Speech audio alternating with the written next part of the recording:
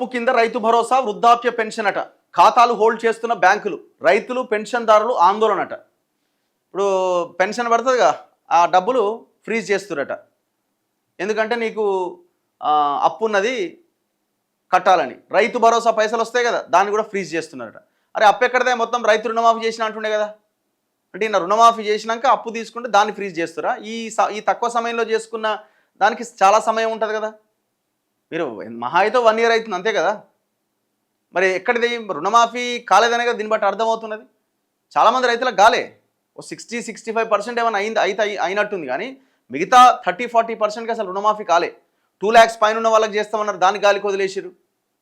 ఇక బొంబాయిలో, దుబాయ్లో, సౌదీలో అక్కడిక్కడ వలసకు పోయిన వాళ్ళది కాలే. ఇక పేర్లు తప్పు పడ్డాయని అదని ఇదని రకరకాల కొర్రీలు పెట్టి అట్లా ఆపేసినారు.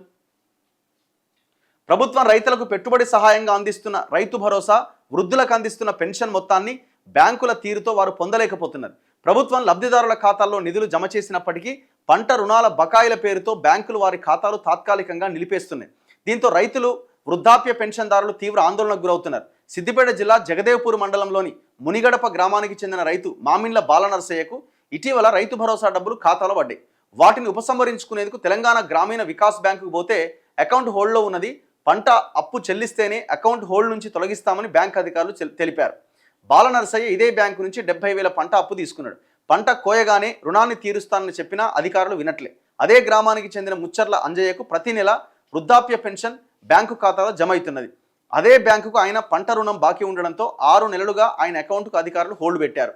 జగదేవ్పూర్ మండలంలో 15,148 మంది రైతులకు తాజాగా 11,90,00,000 మేర రైతు భరోసా నిధులు మండలంలోని 3 బ్యాంకుల్లో వారి ఖాతాల్లో జమైనాయి. వారిలో 60% రైతులు ఆయా బ్యాంకుల్లో అప్పులు తీసుకున్నట్టు తెలుస్తున్నది. మరి వీళ్ళు ఎందుకు కాలేదా, లేకపోతే రీసెంట్గా తీసుకున్న అప్పులను ఏమైనా అప్పులున్నాయని హోల్డ్లో పెడుతున్నారా?